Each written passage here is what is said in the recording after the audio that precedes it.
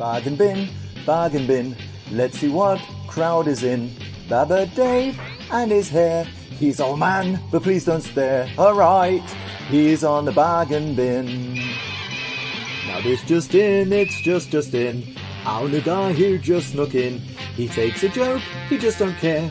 He's a regular gummy bear. New boy, here on the bargain bin. Bonus section, it's area black. For the furries, he's got your back. Along with Neve, that rhymes with Steve. Can't you weave? She'll knit you a sleeve. Whoa, they're on the bargain bin. It's on Monday night. If you're lucky, it's on time. It's a pile of shite, but to miss it is a crime. Just out the gate, it's Rob GP. He's not a dog, but he'll make you pee. Up for a laugh, he'll laugh at Oat. If he falls flat, he'll get his coat. Whoa, we are the bargain bin. You heard the bargain bin, huh? This is the bargain bin. Hello, everyone. Welcome back to another episode of the Bargain Bin. It's Monday night, so where else would we be other than on the Aria Blackness channel, shooting the shit and talking about comic books yet again, or talking about Doctor Who yet again, because I'm sure you're all aware it was part 3 of the David Tennant special. So we've got all that to come later on. We've got some interesting news stories today. We've got some housekeeping to do as well. So I'll tell you what I'll do. First off, let's say hello to the chat. So good to see you, Tom. Good to see you, Shane. And what are you saying here? I have a Puppet Master Metallica playing along with Rob singing. I'm sure that goes really well. Oh, Master of Puppets. I'm sure that goes really well. We all knew what you were talking about. Anyway, speaking of, I'm going to bring on Rob for this next section. Hello, Rob. All right, buddy. How you doing? Hello, I'm doing damn, where's my microphone? Good evening, Internet. I think I'm getting better at that. How good are you at impressions, Rob? Say what? How good are you at impressions? Well, I've got a fairly good impression of you. Go on, let's see this impression. No, I didn't say I do one. I said I've got one. Oh, you've got one. Okay. How did you acquire? Right, who do you want me to do? Okay. How's your Brummy? Oh, well, I got to be honest. No, hang on. Oh God, Yeah, that's brilliant too. Well, that's totally Welsh, isn't it? Oh God. Well, you know, in Birmingham, Birmingham. That's it, isn't it? Birmingham. Yeah. Okay. What do you want me to read? I'm passing the buck to you, Rob. So yeah, thank you very much. We had a question last week regarding Twisted Fairy Tales, and we want you to put the bargain bin around the case. And here's the latest update, as brought to you by Jacobus. Take it away, Rob. All righty. Oh God, making it big. All right. Oh God. Birmingham. Hello, dear TFT backers. I'm truly sorry for the delay in Twisted Fairy Tales, the comic that you supported and deserve. It is finished and paint printed, but I have been struggling with some personal issues that have prevented me from fulfilling the campaign. How was that? It was pretty terrible, really, wasn't it? I think I had to quit. I think Brummy didn't sound like Jack. No, totally, it did not. Right. So yeah. Exactly. I know this is not an excuse. I appreciate your patience and understanding. I'm working hard to overcome these difficulties and to deliver the comic to you as soon as possible. Thank you for your continued support and trust. You are the best. So, yeah, I know Aria will back me up on this. Not that we wanted to ignore Shane's question last week. And we appreciate the question, to be honest, Shane. Thanks, buddy. It has dragged on a bit, and we have actually somebody who's waiting in the back room has commented quite freely on waiting for campaigns to fulfill, and it would be a bit amiss if we weren't to address the Brummy elephant in the room. All I could say is we've been in touch with him, and we've heard that he's had difficulties. Of course, we're not going to go into them. That's personal. And we totally back him up on this. We appreciate he's had challenges and difficulties, and we hope that beyond the fulfillment of the campaign, not for himself, that things become better for our good old Jacobus. All right? Yeah. Yeah. So, well put, Rob. Well put. Thank you very much. Good. So keep an eye on this space. Hopefully we'll have more updates soon. And until then, just we thank you for your patience. Now, he's been a very patient soul, this one. He's waited all of 6 minutes to join the show. It's Justin. Hey, dude. Evening, Hey. gentlemen. You always Is that start a the show with your- flashlight? Yeah. No, it's a water bottle. Show us the bottom. Where's the hole? Fucking hell. I always think of Count Dooku when I see that because it's a little bent. No, no further comment. For your extra pleasure. What's going on here tonight? I don't know. Anyway, Ben's in the chat. Good to see you, Ben. Hi, Ben. Ben, I I will hope he's be. not stoned already. It's Yo, also- BJ. Good to see you, dude. Good to see you indeed. So yeah, let's get right into it. I've forgotten what our first segment is. Oh, we've done our first segment.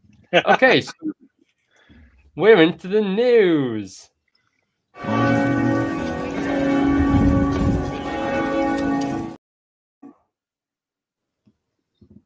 This is yours, Justin. Yeah, do I get a bong first or what? My bad. Thank you.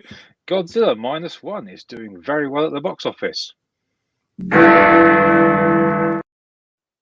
Godzilla! Sorry, I just had to drag that in there.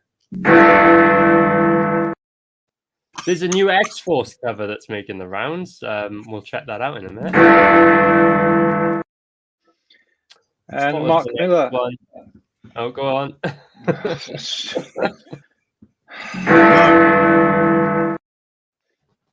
Mark Miller conducts a very good interview with the comic store owner that garnered not quite controversy, but quite a discussion last week.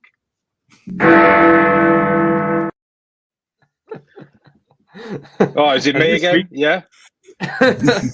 new headline. This week on the bargain bin, Arya learns how to use the overlays properly. Yeah. All right. So Okay, over to you, Justin. yeah, thank you. I need a more professional lineup. Right. So thank you for that. I get the help. Yeah. All right. So Godzilla -1 has finally been doing the rounds at the Western cinema, and it is doing nicely. On a good one, Shane. On a budget of 15 million, it has so far grossed 52 million with next to no advertising, I'd say, and also with very limited screenings available in most cinemas. In the one down the road from me, for example, there are 3 showings. I'm going to show the Wikipedia page for this one because it's just the best one I've got. It has my local cinema has only 3 showings on this coming Friday night, Saturday night, and Sunday night at the same time, 7:30 in the evening, and that's it. Apparently, they're extending its run over in the States. The more people see it, but again, for such a widely known franchise, it's getting the most minimal screenings. And part of me suspects whether that's down to the fact that Western film companies don't particularly want it encountering on their turf. I could be wrong, of course, but the general buzz from people who have seen Godzilla say it's really, really good.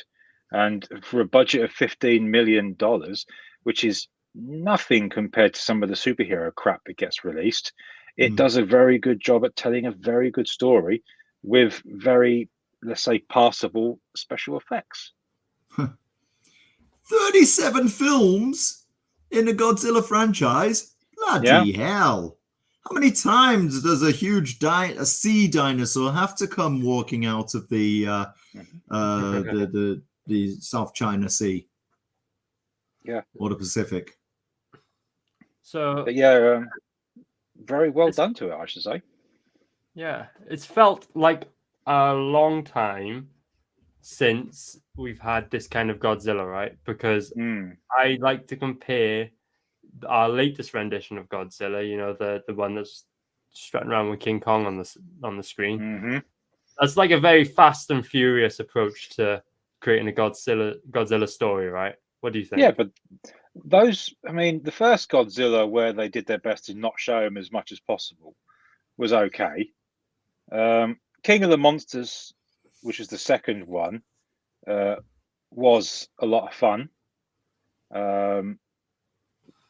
Skull Island, where we meet this new version of King Kong, I didn't even bother watching it because it didn't look that great, and also it had Brie Larson in it, which is a massive turn off for me because it's like watching a plank of wood, especially where she had that awful line where I think it's Tom Hiddleston's character says to her, "Are you a war photographer?"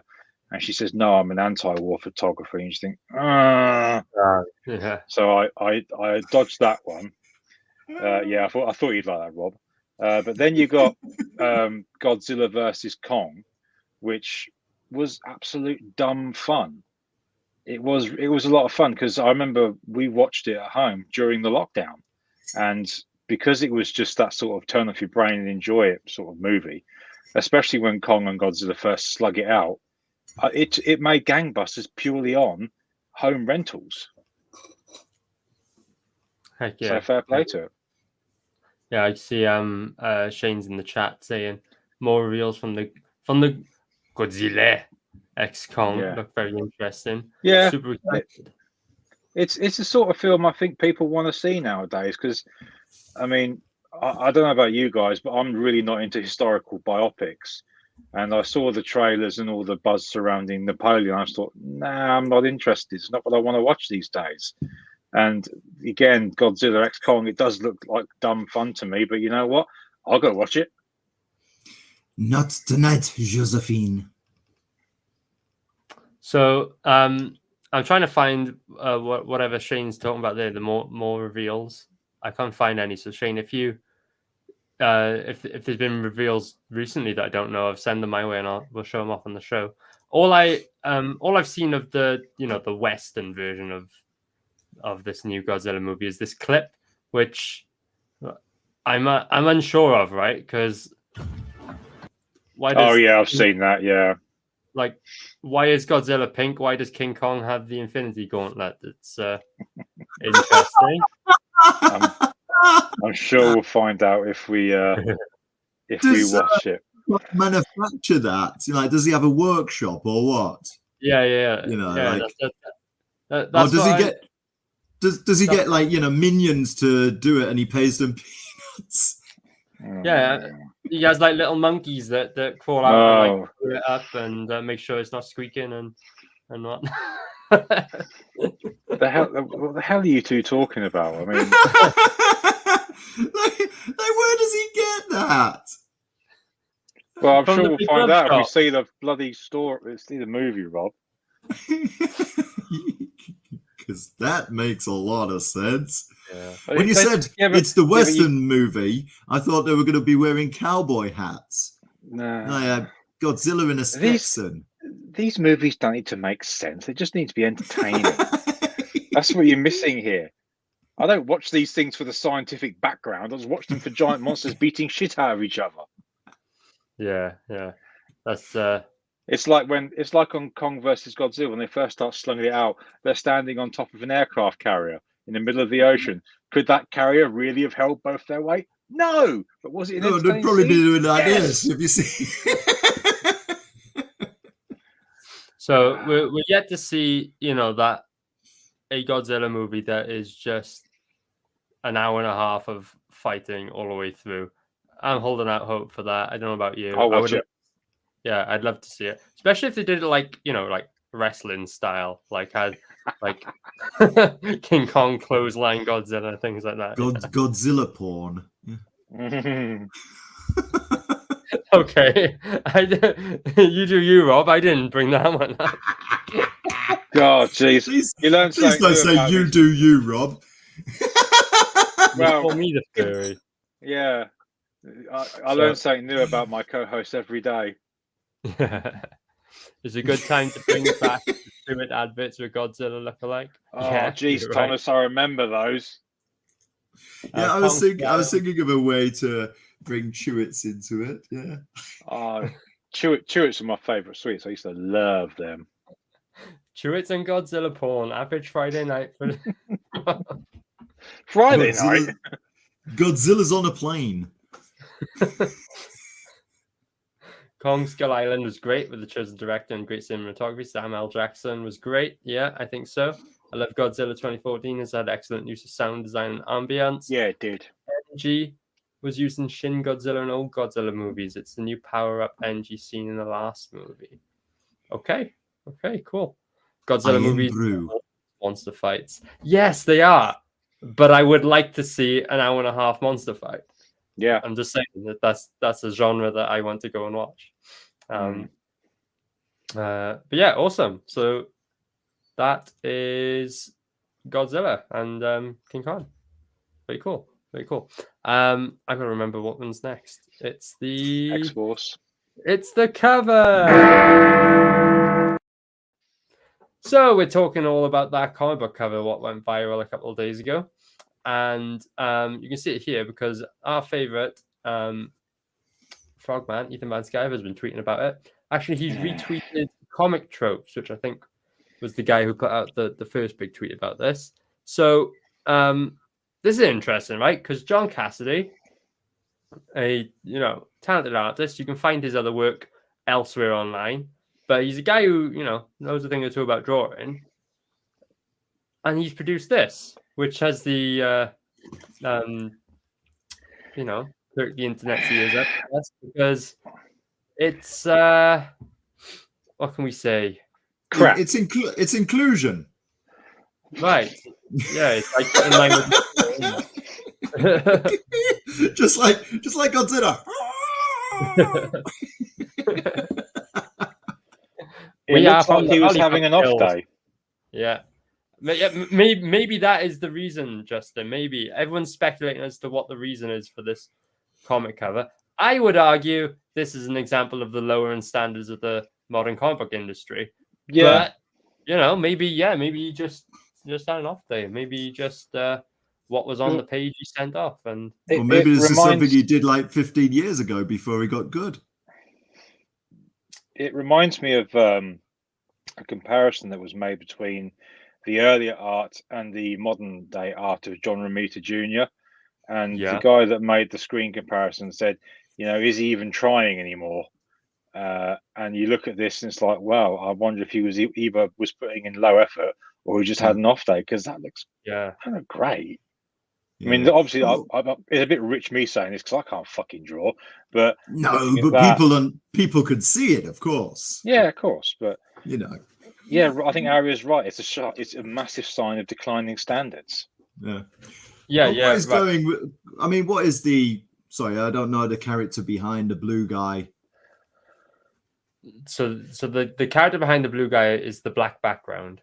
The character behind, the blue guy.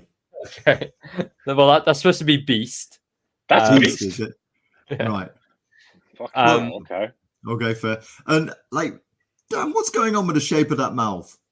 Do you remember Charlie Brown cartoons? Yeah. That's a kind of, when they're staring up at the sky and shouting, you did it again, Charlie Brown. Yeah, it's that kind of shape. And what is that? Is he is that burping? Is that Pepto-Bismol, or what's going on there? What you don't want to see is what's happening slightly off camera. That's causing the. Don't think I want to know. This stream goes in some really weird places. If it isn't you, your fairy porn, it's Rob with his lizard porn. Cloaca. Yes, I know what that is. I hope that makes it into the next bargain bin intro, but Rob's I going to really have to hope write it don't. I doubt it will. What's that? This. No, the lizard porn. So this wouldn't be a big thing, would it, if this wasn't a published comic book? So that's what. If this was an indie, you could kind of say, you know. But this is, I mean, if you just scroll up a little bit and, Marvel. Yeah. Yeah, interesting that one. Well. Justin, you just mentioned John Romita, though, who is an artist, which I always had a negative impression of because I've seen his recent work. I want to see that.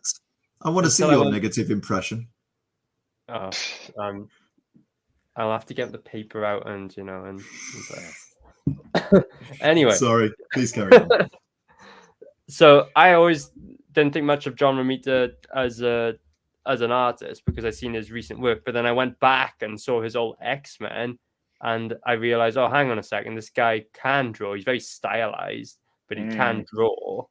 And then the same with he's on there on screen, Ethan Van Sciver. I was talking to actually Ben about this quite a while ago, like many months ago, how I'm finding with artists like Ethan Van Sciver and my favorite Arthur Adams that they are getting worse as time goes on, when it should be the opposite, right? Like an artist should improve over time. Well, I have something to say to that. I mean, how old are these guys? I know Romita Jr. is in his mid-60s. I'm pretty sure of that.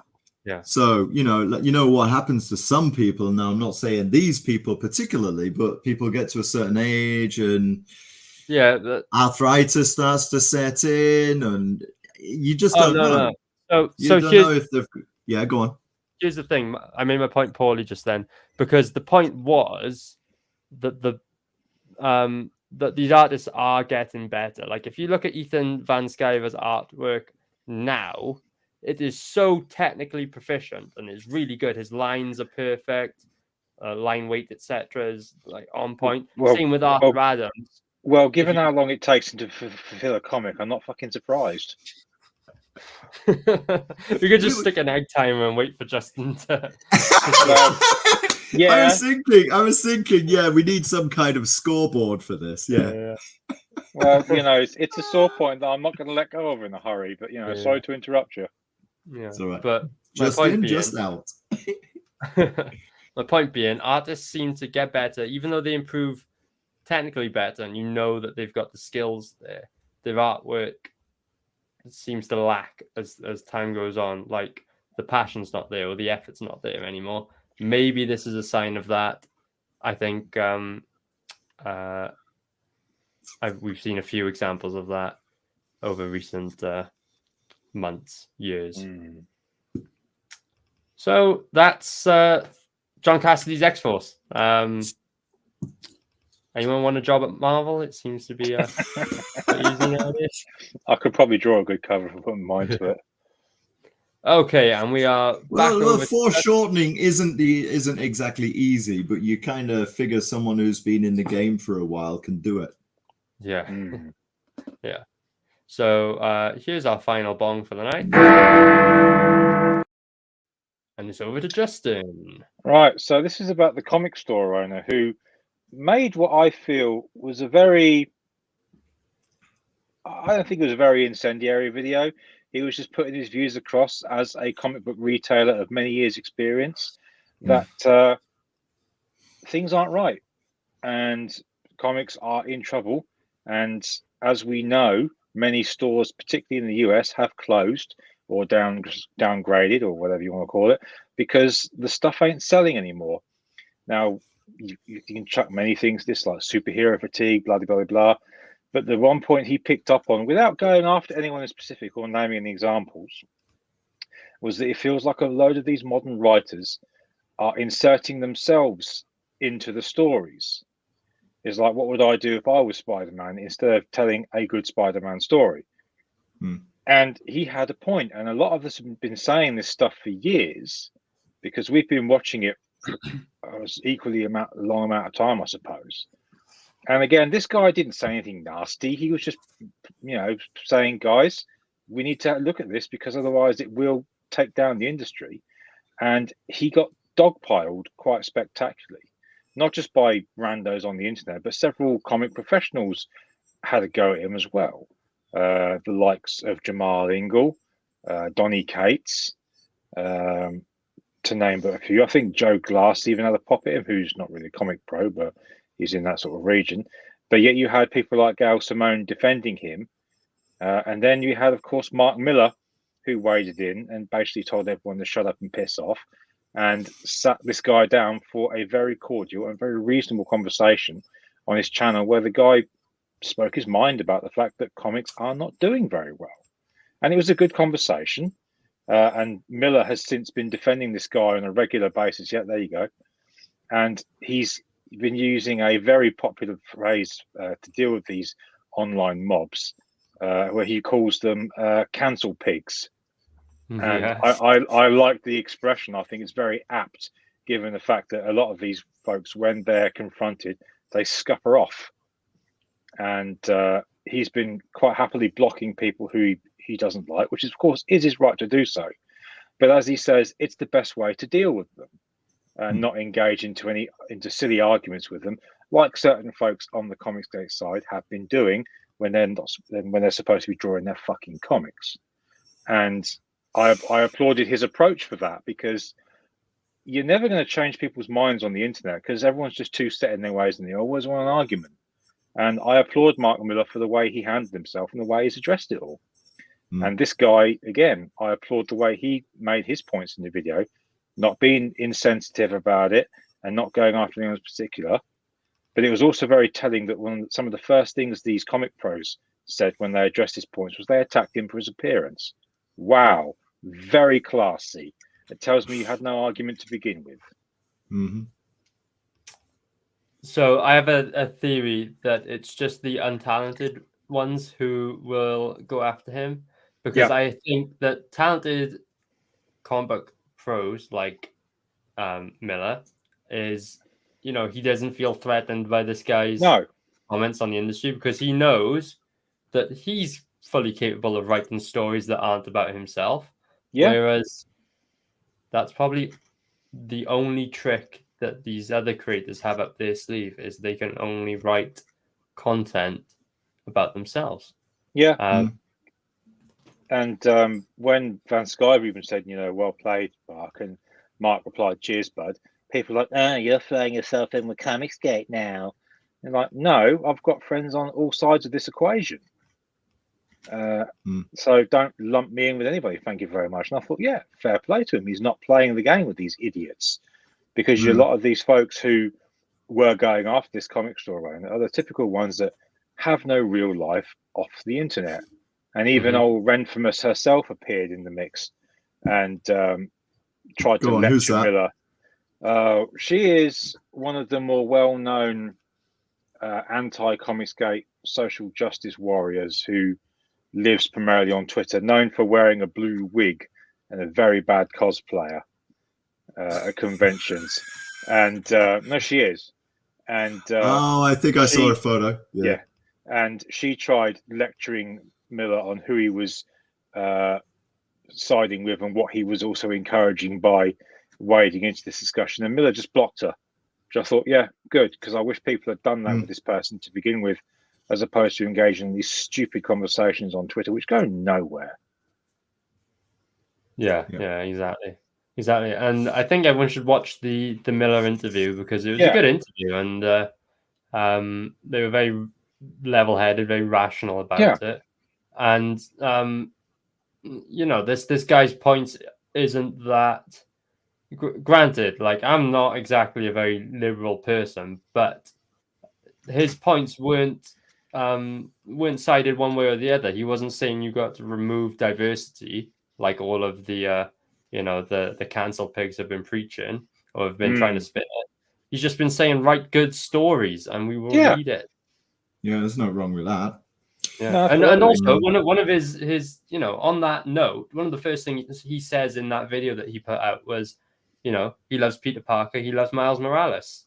Perfect example of him you know, he's reading, you know, a comics featuring a white guy, comics featuring, you know, a black Hispanic guy, and he likes them both. His point being, they're both written well, so he's going to read them. Mm-hmm. So yeah, and also bonus points because he's holding a Archie Kiss comic there, and I really like Kiss. So well done, you dude. But no, like I said, I admired the fact that it was a cordial conversation, which did address the problem that we've been talking about for a long time. And props to Mark Miller for the way that he handled himself for all this, because he just weren't taking any shit from any of these guys and women. And I thought, well done. It's about time we had something like that happen. Obviously, I didn't want this guy to get shit in the process, but I think it's resulted in a good thing, a more positive outlook towards the problem that we've all got. It is nice to know that there's at least one comic pro in the mainstream that, you know, is level-headed and not hasn't already blocked us via a blockchain. So very nice to know. Very nice to know. And yeah, very cool. So that's the latest on Mark Miller and on the comic store owner that went a bit viral this week. So good to see. Good to see. And I believe that's everything. That's it for the news. So we're on to our next segment,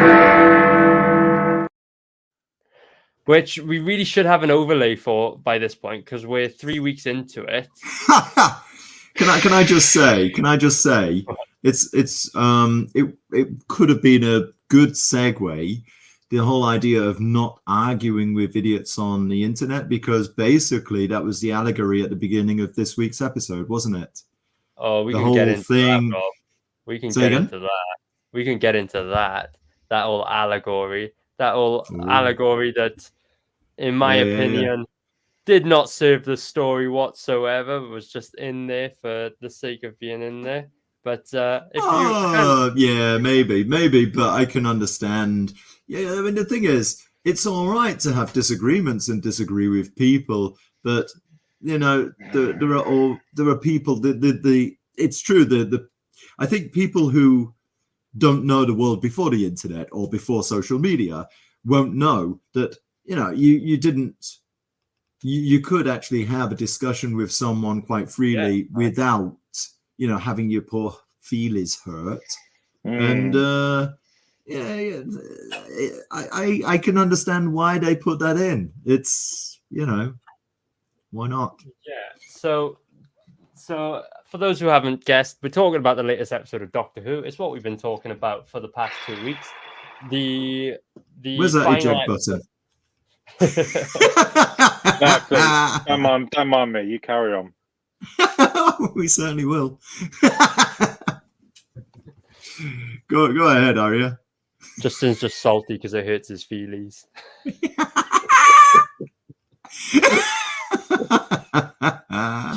Oh, we can't do that. Let's bring him back. He's reading this comic. Yeah. You just sit nice and quietly, yeah. Yeah, you carry on.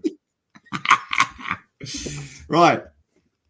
Where were we? The latest episode of Doctor Who featuring David Tennant, part 3 of the 60th anniversary comeback, aired on Saturday. And Rob, you said something before we get into the ins and outs of the episode. You said something in the chat. I think you said #best of 3. Yeah. Yeah, that's my opinion. That's my opinion. The first one, the Star Beast, was I didn't see it as a 60th anniversary. I think it's like a generic show, that it would have been okay in any season. It would have been fair. It would have been okay. Apart from, you know, the preachy bits. Yeah. The second one was pretty much the same, actually. The second one was better than the first one. Yeah. But I wouldn't have seen it as being like worthy of a round figure 60th anniversary. Okay. No. This one, it's good. It was okay. It had its silly bits. Of course it had its silly bits. But you know what? Hey, come on. What are we what are we going to expect from a science fiction show from a guy who travels around in a box? What's in a box? What's in a box? Sorry. So I'm with you pretty much on that general sentiment. Okay, Rob. Right. However, I would change hashtag best of 3 to hashtag turd with the most glitter on it.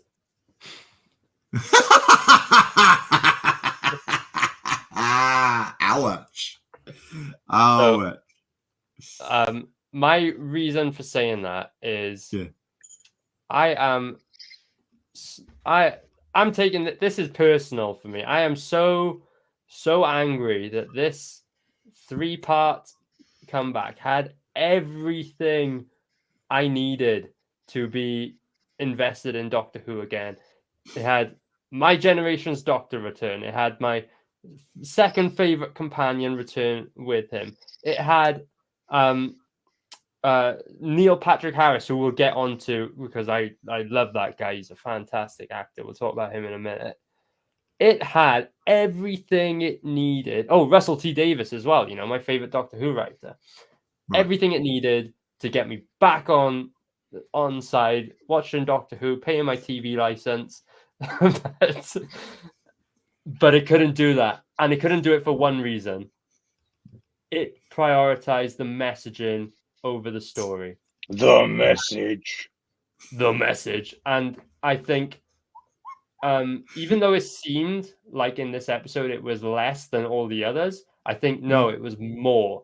The reason I say that is the whole gimmick that we were talking about just now of everyone thinks they're right all the time. That didn't serve anything in the story. That was just for Russell T Davies to say, oh, this is how everyone's acting now, which I find ironic because surely by putting that element into the show, he himself is telling the audience that he is right above them. Mm-hmm. So shut up, Justin, you haven't seen it. No, but I get the sentiment because I remember seeing the earlier screen grabs of conversations where people were groaning on forum boards that why he changed Davros because it made him uncomfortable that he was a disabled figure. Fuck off, you idiot. And when people were groaning about it, Davis was responding to these people with condescending and mocking remarks. I will respect any creator that comes onto a series and does something interesting with it. I will not respect a creator who comes onto a series and changes it because he personally doesn't like things, or she, I should say. And that's what Davis has done here. And Chris Chibnall before him. The Timeless Children episodes were a massive retcon of the show's history, which pissed off a lot of fans. So just the next time you agree with homework for someone who hasn't watched the bloody show. I've watched various YouTube folks talk about it in the past. The Critical Drinker has done a couple of very good videos on it. But the reason I don't watch this stuff is because I've learned my lesson with previous shows before it. I wasn't too fussed what was done with Star Wars because I was never that much of a Star Wars fan. I got pissed off when idiots like, I forget the dude's name now, changed Star Trek to be more inclusive and diverse, but yet not a very good story. And when when they brought back Picard for the series that they made, it was fucking atrocious. And I tried to finish it, but I couldn't do it, which is why I get pissed off with this stuff now. But the thing is, because of streaming, they've already got your money. Yeah. But what they don't have is your time. So I will not give these people my time. So speaking of time, there's a new Time Lord on the scene. What I did there. So we see. We all knew this was coming. David Tennant was going to regenerate into Ncuti Gatwa. But wait, he didn't just regenerate, he bi-generated. That's the new thing. I don't know if you've seen that, Justin, because that was... I've seen the clip because it was on Twitter, and I just thought, what the fuck is that? So again, that's why I don't give these shows my time. And what's going on? He generates and is like, Tennant's still got the shirt and the trousers. Yeah. And Nakuti's got like another shirt. Where's his trousers gone? I guess trousers don't bi-generate, Rob. We should know this. Well, I mean, there are 2 legs, so maybe that would be quadra. No, but that doesn't make any sense because you've also got 4 arms in 2 shirts. The hell? You know what? It's almost as if it breaks, all the rules that the show has established previously, and there's just a total. Yeah. Mind you, I remember the Donna Noble scene. You're naked. Oh yes. Yeah. So on the note of Ncuti Gatwa, he's had his first scenes now. I thought, he's all right. He's playing a character. I don't see his character as the Doctor. Even less so when I see this as the first clip of his Christmas episode where he's dancing spinning like a ballerina, Wait. wearing a skirt. Wait. That is a kilt, isn't it? That is a kilt. I've seen photos. That's a kilt. I've seen people asking, what tartan is that? I think they said what tartan. Is it? It looks a little. It's high-waisted, Rob. Yeah, but hey, come on. We've had 2. Actually, McCoy. Was McCoy Scottish? Yeah. Is McCoy Scottish? So we've had 3 Scottish doctors, right? Yes. Yeah. So, why not have a one incarnation wearing a kilt? Yeah. Sure, Rob. But I can't believe I can't believe that in this generation where identity politics reigns supreme, that they would put the Doctor in a kilt now just by happen chance. Yeah. I hear you. Yeah, you get the idea. New Doctor Who is. But you know why? They have sporrans, don't they? They have what? Scotsmen. They have sporrans. I don't know what sporrans is. Well, a sporran is like the kind of like the purse thing that like hangs at the front of the kilt. I know what you mean. Right. I mean, there's one positive about being mugged. No one's. I don't know if that's what he's going for because I don't see a sporran there. Okay. Okay, sure. Sure. But things that one might keep in a sporran could be, I don't know, a sonic screwdriver. Rob, have you seen the latest sonic screwdriver? Yeah. Is it a butt plug or what? It's not quite. I thought it looked like the Sky remote. Yes, it did. Yeah. So this is it. It's also ribbed for your extra pleasure. Yeah, and comes in multiple colors, I guess. So this is interesting, right? I am sure they've just dressed up one of the old Sky remotes to create this sonic screwdriver. Like the same. Yeah. But mind you, the sonic screwdriver is a magic wand. This does look a little less wand-like. Yeah. It's more like a spoon. It's the magic spoon. Yeah. I mean, like, if you get caught and you got your yogurt, you're like, oh, no. Oh, well, hang on. Yeah. I'm sure it's got a fork attachment and a knife as well. Pop out the sides like a multi-tool. It reminds me of this funny little thing that got noticed when they brought out the Phantom Menace.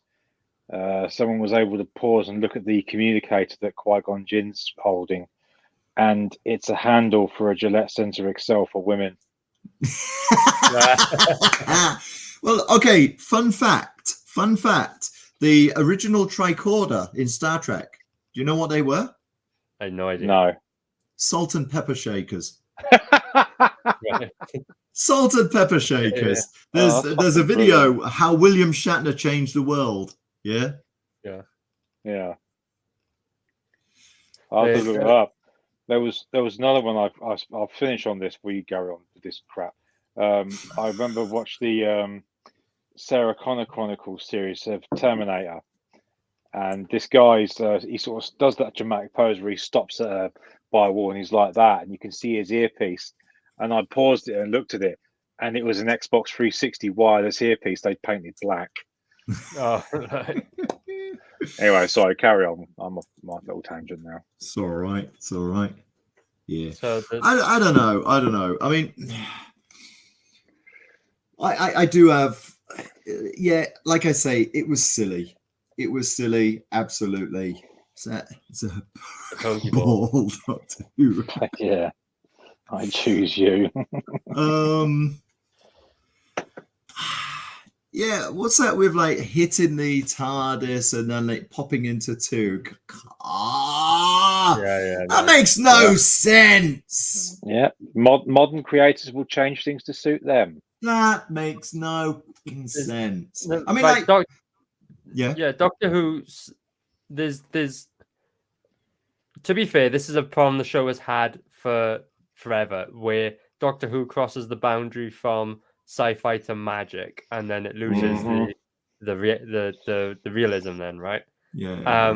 But that was on the same level of believability as the potholes are magically fixed by reversing the whatever. Yeah. Right? Reverse the polarity of a neutron flow. Yeah. Damn it, Jim. Yes, and you'll never have to pay your road tax again.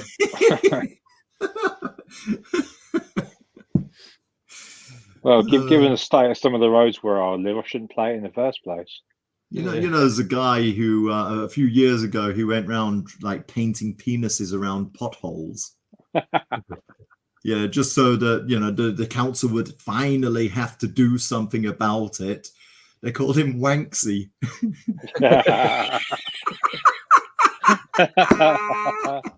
That's good. So yeah, I mean, like, you're absolutely right.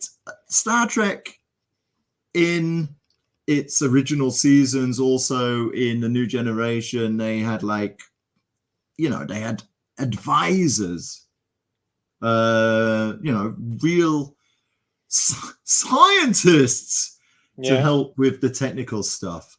And sorry, but yeah, the freaking sonic screwdriver's a bloody Harry Potter wand. That's all it is. That's all it is. And it makes me freaking roll my eyes, and it's just like lazy. There is an absolute wealth of science fiction creativity out there that people could draw on and get some kind of inspiration from. No, we've had science fiction for the past apart from like Mary Shelley, you're talking Jules Verne, you're talking like 140, 150 years now, right? And waving a freaking magic wand is not science fiction. And it kind of makes me makes Rob sad, And it's a bit of a shame. Yeah, but like I said, I don't give this stuff my time because it's just not worth it. Yeah, but buddy, like some of us are hardened veterans. Some of us are hard. End of show. Oh, that's going to be clipped. Some of us are hardened veteran fans, right? Yeah. And totally even if a show is like a particular episode is bad, we're still going to watch it because you don't know if this is going to be a bad one or a gem. Well, no, and we love the show. We love the show. That's why we watch it. Yeah, you've raised a good point there, because going back to Star Trek Picard, I couldn't go on after 4 episodes because it was just that bad. But the funny thing is, they did 3 seasons of it, and apparently the 3rd season, they got a new showrunner on, and he did a series where it was basically the old crew getting back together again. And part of me does want to watch it, but any goodwill I had was burned up by those initial episodes where it was so fucking bad. Sometimes you got to push through, buddy. Well, again, I've tried, but pace yourself. Believe in yourself and throw the ball. They made it an allegory for immigration at a time when the US was fighting the Mexicans wanting to come into the country. Like, yeah, I can see what you're doing. The thing is, with the old Trek, the writing was there and the stuff was in the background. It gave you something to think about because the writers were really good. With this stuff, it's so on the nose that I just can't do it. So here's the thing, right? Sorry, carry on. The problem is the writers on that show now are so bad. And as much as I've tried to push through, I just can't do it. And sometimes the only message you can send to these people is not to watch the stuff. Because if you moan about it on the internet, especially at them, you're a bigot, racist, homophobe, sexist, anything with nist or a phobe on the end. I hear what you're saying, Rob, absolutely, and I agree with you. But my point is there are lines you just can't cross. Right. So talking about, like having the message, I'm sure both of you have watched the Orville. Yes. And it deals with exactly the same topics. Yeah. But it does it freaking well. And you know why? Because not the message in the foreground, right? No, because a lot of the people that work on that show are ex-Next Generation writers. Oh, yeah? Yeah. I was not aware of that. Yeah. I noticed it when I was watching the credits, like, I know that name, I know that name, I know that name. And that's why it's so well written. The Orville is fantastic. Yeah, absolutely. And it deals with exactly the same topics. Yes. So, right. So producers, learn. Yeah. Rob, to end on a positive note, what do you like about the episode? Shut up. Sorry, Justin, I shouldn't tell you to shut up. It gives me great pleasure to do so at the moment, but I shouldn't do it. That's all. No, you carry on. Well, okay. The idea, that's a good question, but I don't know, because I've not really considered it. I tell you what I didn't like was, like, what the hell is with Neil Patrick Harris's bloody German? Like, that is like so like I will what was it? The children will sleep. Is for the past. What the Neil? Lern Deutsch. Yeah, for anyone who actually speaks German, they're sitting there going, what the are you doing? Because if this is an almighty, all right, so you could say, okay, the toy maker was like being ironic. That was really, really terribly bad German.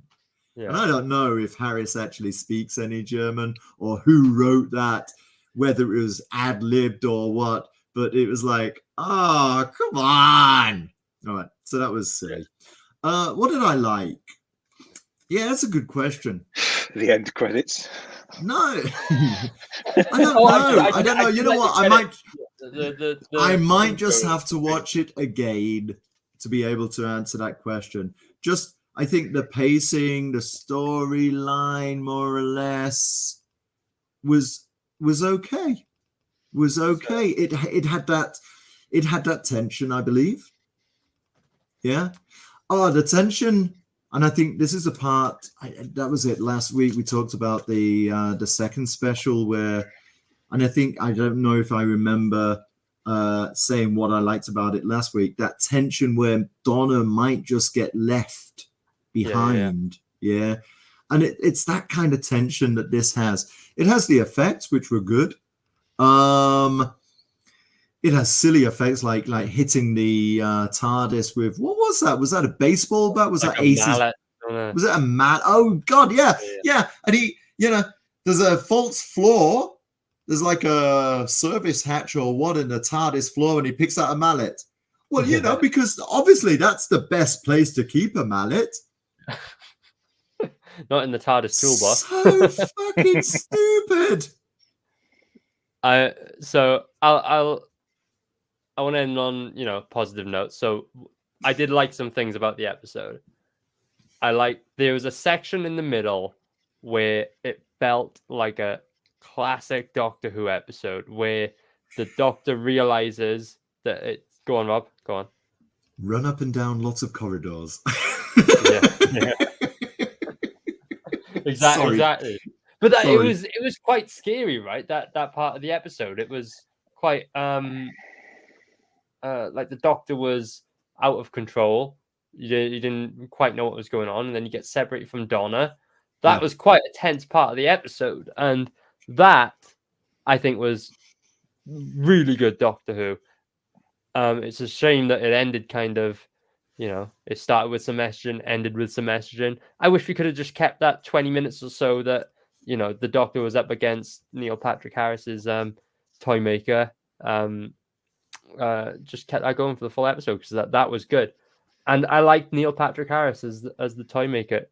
I didn't think about critiquing his German, Rob, oddly enough. No, I'm sure you wouldn't. No, yeah.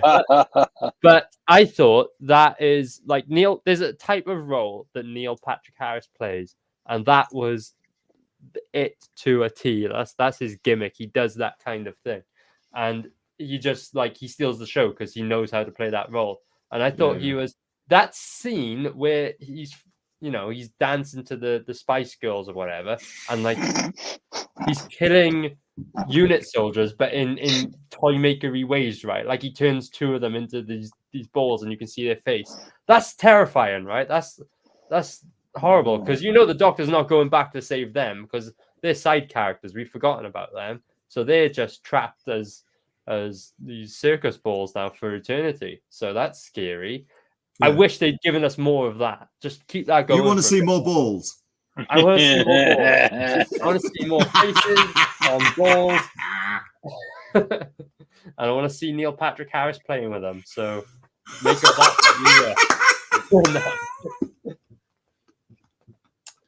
So yeah. Have you met? Have you met Justin? So, do we have any concluding thoughts, Rob? Can we get off this topic now? Yeah, let's see what. How is his name pronounced? Is it Ncuti? Because you keep saying Shuti. I have no idea. Okay, yeah. Ncuti. Yeah, let's see what you can do, and let's see what the writers can give him. Yeah. I mean, he's got energy. Yeah. And that seemed all right. And he's got energy. He had that empathy. And that scene where he's like, you need to take a rest because he knows what Tennant's been through. Yeah, I kind of like that. And I saw that a lot of people really honed in on that message. And yeah, well, why not? I mean, hey, not my cup of tea. Fair. Yeah, I wasn't. It wasn't a point I fixated on, but I didn't like the constant belittling of David Tennant and telling him he's old and he's tired and he's. I didn't see it that way. But what I did like is Neil Patrick Harris going through a list of the Doctor's failures. Who died? Well, that's all right. Yeah, that was. That's slipping from the German accent into well, that's okay. That was it. Well, that's okay. I thought it was pretty cool actually. And that was interesting. Yeah. We got to move on, Rob, because we're putting go for it. I wish Baby Blackness would fall asleep as easy as Justin. If I could put the baby to sleep by talking about Doctor Who, I would be a very, very happy dad. Give it a couple of years. Yeah. so that was Doctor Who. Maybe, if Justin's lucky, we'll cover the Christmas special. No. We're looking forward to No. that, eh? Yeah, but we'll leave you hanging on that one. It's not for a couple of weeks anyway, so we'll have a break from Doctor Who next week, I assume. Thank God. So we're coming to the end of the show. We've got one last story to hit, so it's over to Robbo for this one. Yeah, thank you for that.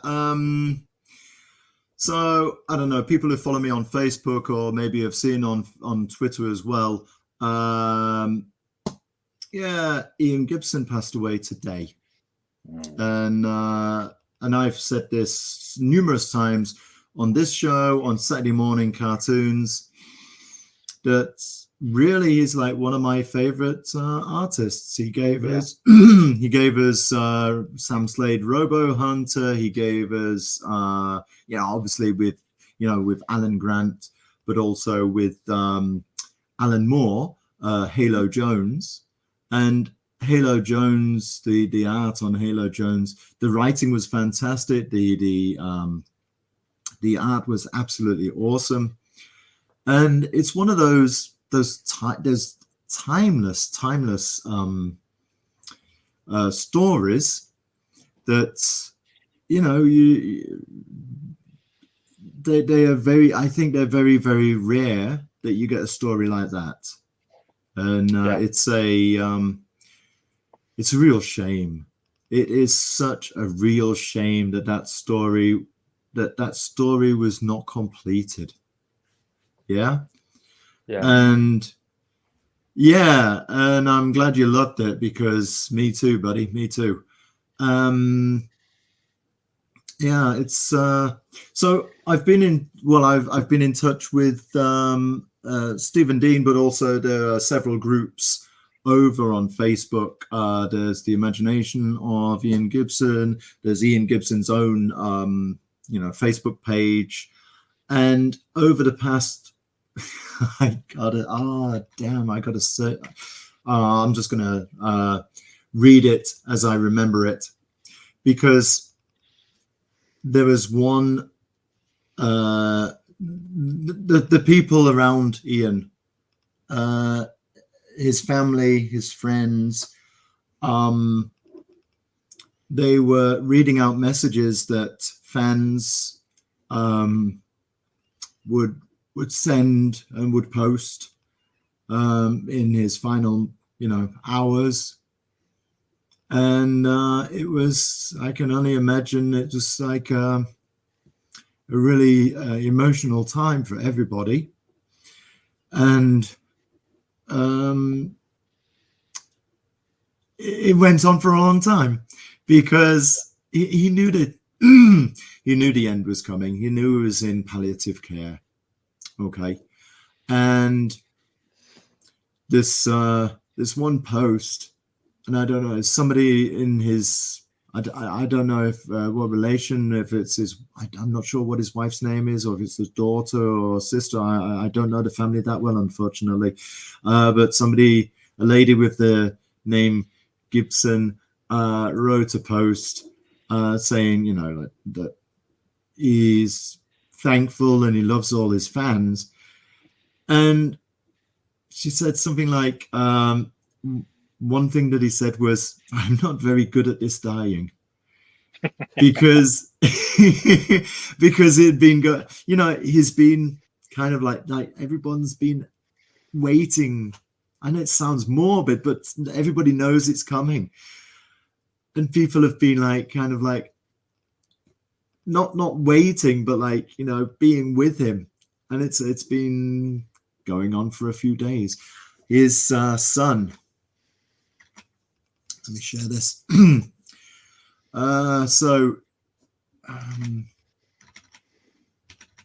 His son, Luke John Gibson, wrote that he passed away at 1 o'clock in the morning. And it's a real shame. He was very young, 77. But the good thing, of course, is got such a huge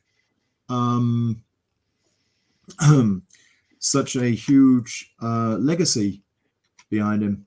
I mean, he didn't only do, I mean, of course, Sam Slade and Halo Jones. I mean, Halo Jones gets called up again and again for being one of the most memorable stories in 2000 AD's history, right? But he's also done other stories. He's done a lot of Dread. But outside of 2000 AD, what else has he done? Green Lantern Corps, I think.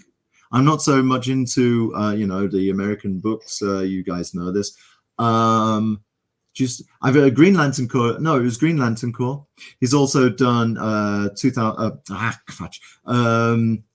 Star Wars stories.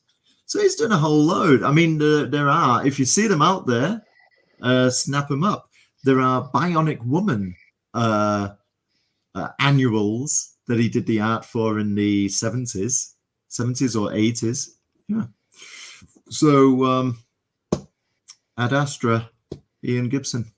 I think that's a good point to say goodnight on. Yeah, I think so. I think so. Well put, Rob. Well put. Very much.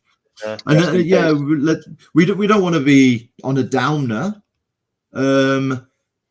One quote, we don't want to be on a downer at the end of the show. One quote was, don't be sad that he's gone, but be, smile that he was there. Yeah, So, yeah. 100% agree with that. 100% agree with that. That's been the Bargain Bin, guys. So we'll see you next week. And we will leave you with this tonight.